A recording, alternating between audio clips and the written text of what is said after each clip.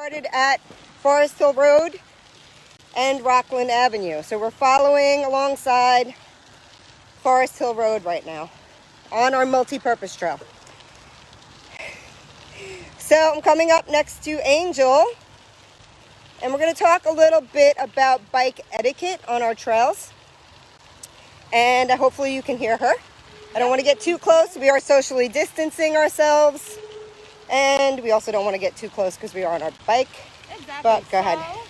We are out here on the multi-purpose trail, and like Karen told you, this is a trail for everyone to use. So we might have parents walking their kids around, we might have dog walkers, we might have people training for 5K, running on this trail. So it's important to remember that we need to be courteous, yield to pedestrians, and when you're on your bike, we want to stay on the right side, kind of like you're driving a car, right? We're in the United States, so we drive on the right side. And if we're going to pass someone, we would want to either use a bell, if we're lucky enough to have one, to go ding ding, let them know that we're back there. Or we might want to say something like, on your left, if we're going to be passing them, just so they're aware that we're here. So we can see Chris Ricker doing that right now. A very nice passing. I'm going to do it as well. On the left. Thank you.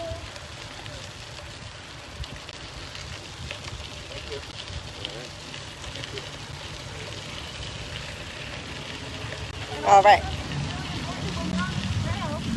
You can pick up some real speed when you're on a bike, but it's important to always be in control of your speed on the trail because we might have wildlife crossing in front of us or behind us. We might have other hazards that it's really important to be aware of. And also, if we go out of control and we're not able to stop in time, we might fall off the side, and there are other hazards on the side of the trail. So we want to be really careful to stay on the trail, nice and slow and controlled. Okay, so here's a little bit of a hazard that we have. Hold on one sec.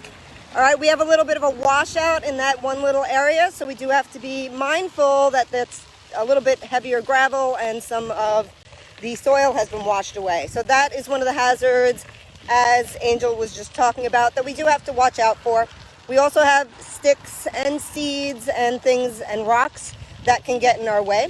So make sure you're paying attention to what you're doing when you're on your bike. All right, so we're going to take a little bit of a ride silently.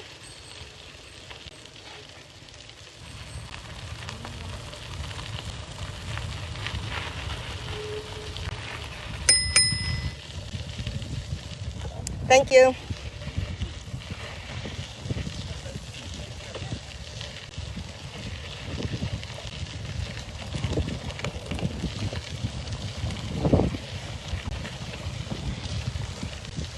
And as you can see, we have lots of pedestrians walking. Some people are running. And I haven't seen any dogs yet, but we do get a lot of dog walkers as well.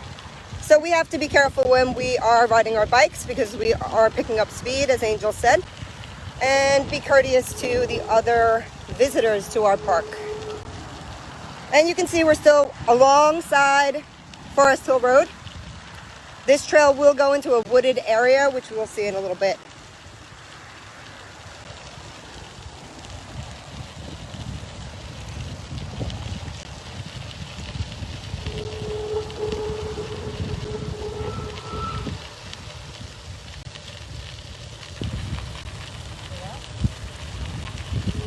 Yeah, so we're going to stop, I believe. Are you guys stopping here or over there? Okay, so we're going to stop, and Chris Ricker is going to tell us a little bit about bikes and bike maintenance for not only the well-being of our bike, but for the well-being of the people around us. So, give me 1 second to take it off. Hi. All right, so there's Chris. Good morning, everyone. Chris Ricker here, again with the rest of Greenbelt Education, bringing you on the multi-use trail. So whether you're going out biking or camping, climbing or just a stroll in the park with your pet dog, you want to make sure that you plan ahead and prepare. So knowing some basic bike maintenance and care will help to make sure that you have a really great and fulfilling time when you're out on our multi-use trip.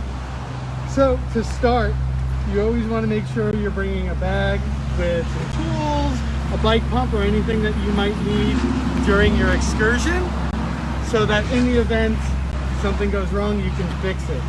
So some of the things that usually will slip or cause challenges are your brakes or your derailleurs. So down over here in the back, this is our derailleur, and there's another derailleur up here towards the front. So these derailleurs work on a cable system towards your gears. So up front, if you're going uphill or downhill, just like in a manual vehicle, you're going to want to change your gears, right? And so your gears are going to go either to your front or rear derailleurs.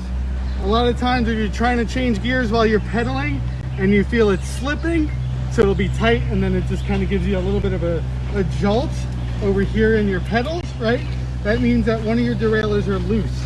So you can use an Allen key back here or over here to change the amount of tension you have on your cable, right? So here and here are your ways to change that, and then if you really have to, you can loosen the whole thing, pull your cable tight and tighten it again. At that point, you're going to want to spin your gears so you can lift it up and spin it and see if they're shifting. Sometimes you'll need a buddy to click your gears while you're doing that, so it's really fun to go out and bike with a friend. So your other thing is your brakes. So there are different kind of brakes on different bikes. These are disc brakes. Do we have regular brakes? Right, so over here you can see these U's. These are not disc brakes. So they're a little bit different. Disc brakes can be a little challenging because they are a disc that's oiled, moving through a brake, but the overall mechanics are the same. Just like your derailleur, you have tension cables here with your Allen key here. So this will loosen your cable, which you can pull tight if you feel like you're coming to stops and your brakes just aren't catching. So you can see over here, that's what's moving, and that is your cable. Right, so those are the items that will usually cause you the most amount of struggle and stress when you're out on a trail. Besides that, you want to make sure that your bike is fitted to you. So when you're on the bike and you're sitting, your legs should almost be completely straight on the downward pedal, right? You can have a little bit of a curve, but if it's too straight, your bike is too tall. And if you're up here, that's going to make it really challenging because your mechanics to get your most amount of torque and movement is by having an extension of your full leg, right? Those are also really great dance moves and really great warm-ups so that when you're getting ready to ride your bike, right? So that's what I have for some basic mechanics for you while you're out on the trail. All right, thanks, Chris. Chris also told me today something I did not know. When you're braking, right, use your rear brake first, Right. which is... You're right. So right for rear. So this is your rear brake, where this one is your front brake. So if you're driving along and a deer or a child or a carriage rolls out in front of you, Or a turtle. and you hit this, right? All of your momentum's on that front brake, and you can see how the back of my bike is raising. Where if you hit the rear first and then slowly squeeze on your left, that'll bring you to a safe stop. All right, cool. Something I learned today. So I'm just gonna pull over to the side here, let some people pass, and put you guys back on my bike. So we'll go ride some more. So I know that we had gotten one of our viewers commented about being careful of the ticks in the high grass, because that was pretty high grass you were standing in, Chris. And definitely at the beginning of this trail, we actually saw on the sign that there are new signs at park entrances that warn you of the presence of ticks and kind of helps you troubleshoot their presence by wearing particular clothing and staying out of the high grasses and things like that. If you're unable to for some reason, like because you're filming something for Facebook Live and showing people what's going on with your bike, at the very least what you should do is definitely do a tick check at the end of each time you're on a trail. So just check the bottom, check on your feet, check around. If you happen to see a tick on your leg, just kind of brush it off, right? And periodical tick checks will be a really great first line of defense against getting bitten by ticks. Okay. Thank you, Angel. That is very important. Even when we're hiking, biking, walking our dog, any of it, we need to be aware there are ticks in our park, especially in the high grasses. So, another reason to stay on trail. Again, Chris went off trail to show us a little something. So, hi Tanya, how are you? We miss you guys.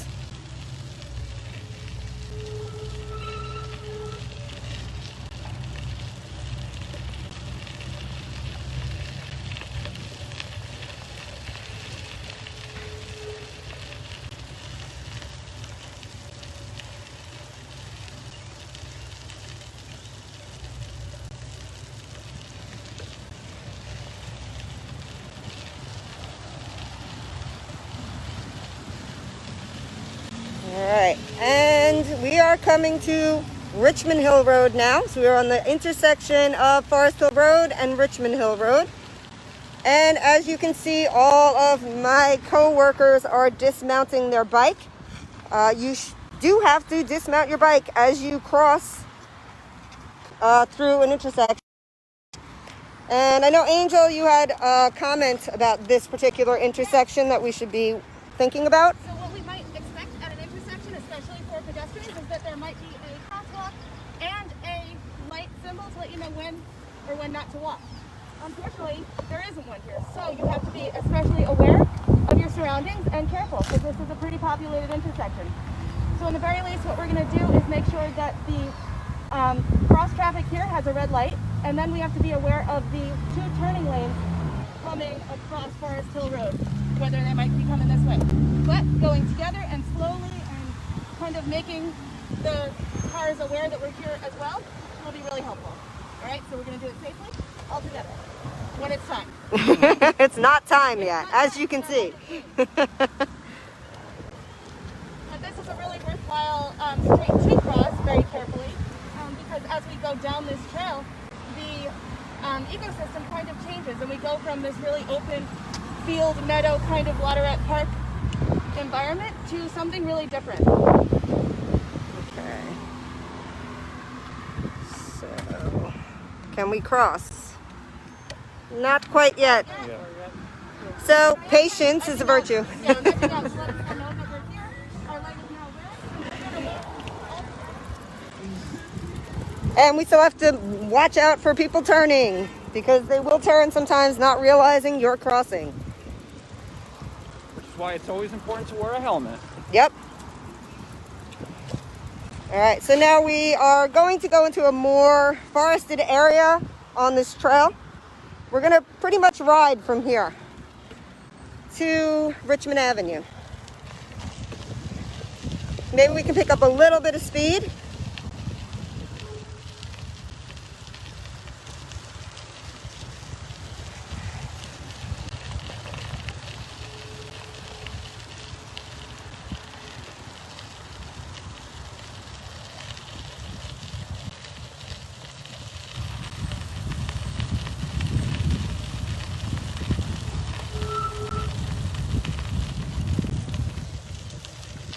I'm going to stop 1 second, guys. I just want people to see where we are.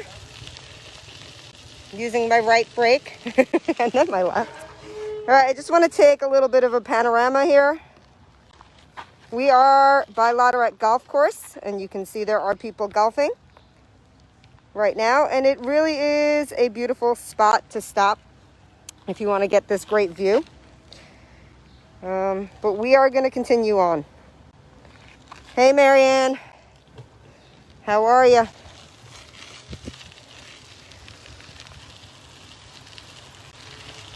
All right.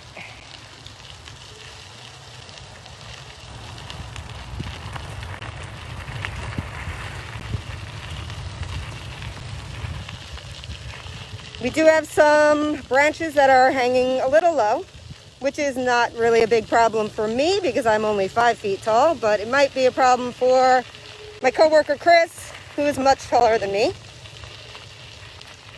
So be mindful that there could be some hazards above your head as well as on the ground. Right, Chris? There he goes. That's a duck. A duck again. We need to come out with their pruners next time.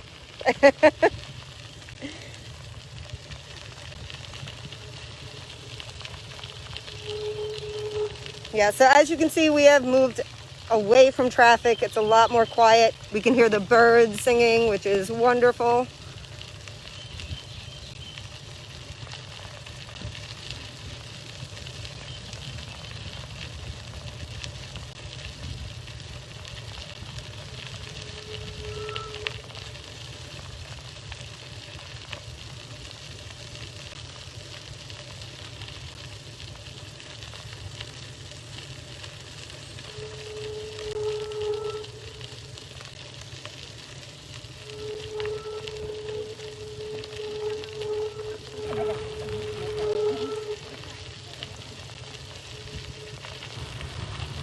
So unfortunately, I can't share with you what it smells like right now. Even through our masks, we can smell some of the flowers that are in bloom, and it smells really lovely.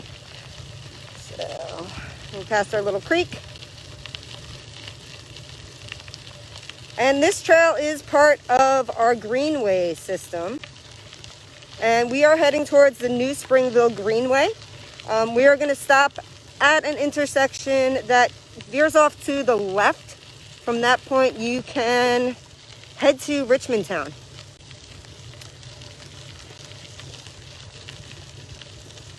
Bye, Tanya.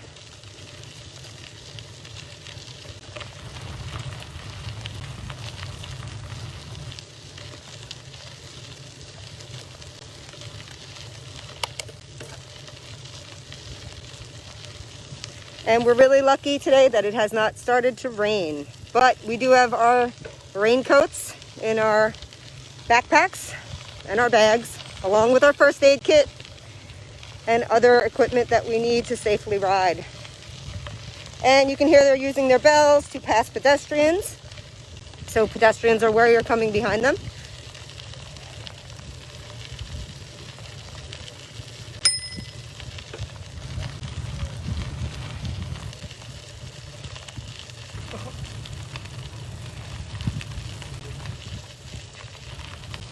All right, so we are going to stop here.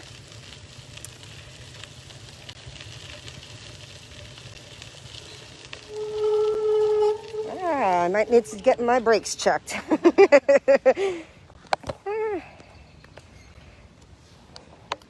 So earlier when we first started filming, I think you guys were hearing my Pandora, so you got a little scorpions there. And you can see we have our trail markers here, showing you which way to go. This is part of the blue trail where we are right now. Okay. So Angel took my phone so I could talk.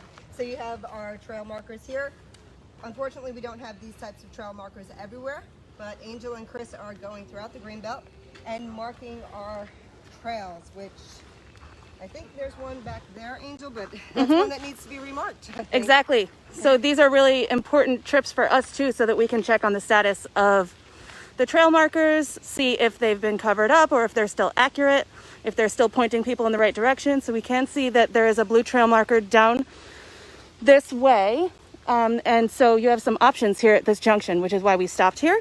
If you were to make that left down this way, as we kind of were going to, that would take you down the hill toward the back of St. Andrew's Church at the bottom of Snake Hill. If you were to go down this way, which is just straight, we have Vanna Whites here, then you would end up going to the back of the Field of Dreams near the model airfield, and then to the corner of Richmond Avenue and Forest Hill Road. And from that point, you could decide to make a left and go toward Brookfield Park, which is really great for bike riding. Or you could go across Richmond Avenue and continue down the New Springville Greenway, which is technically, the Greenway is a part of Fresh Kills, but it kind of buffets up against the William T. Davis Wildlife Refuge, which is lots of acreage that is included in our beautiful Greenbelt. So there are lots of options here. Okay, so I think we are going to sign off shortly. Please come and visit us at sigreenbelt.org to find out what other virtual programs we have going on. We have Chris will be doing our family science night on the 18th. Yep, at 3 o'clock. At 3 o'clock. Check that information because the instructions for our experiment are on our website. And Chris Ricker will be doing Bug Club on the 25th. Also at 3 o'clock. Okay? So check our website, see what we have going on, and we will be doing another trail of the month virtually next month. And I believe we're going to Buttonbush Swamp to see what we can find there. All right, so we'll see you next time. Bye. Bye.